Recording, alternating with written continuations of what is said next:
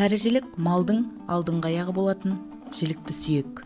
Қазақтардың кәрі туралы дүниетанымы өте ертеден келе жатқан көне дәстүр.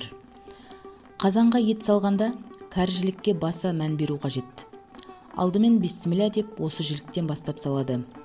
Еттің барлығын ұстап тұратын қасиеті болғандықтан құда табаққа салмайды. Қонаққа, бөтен адамға емес, керісінше үй иесіне немесе ағайынға береді.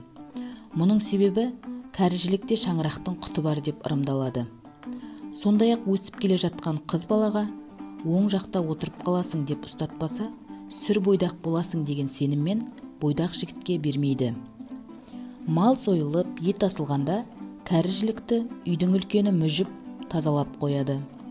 Мал жанымның амандығы үшін деп босағаның оң жағына байлайды. Бұл береке мен ынтымақ, құт пен ырыс өз шаңырағында мәңгі тұрақтайды деген ырым. Этнографтардың сөзіне сүйенсек, қазақта оң босағаға ілінген кәрі тіл тиюден, көз сұғынан, ит құстан сақтайды деген наным бар. Кәрі қамшы ұстап малын күзетіп тұрған адамға ұқсайды. Ауыл көшкен күні қариялар керегеге ілінген кәрі қой қораның төріне іліп кетеді. Мұндағы басты себеп кәрі түн ішінде күзетші секілденіп, малды ер-тұрманды ұры қарадан, жаудан, қасқырдан қорғайды деп сенген.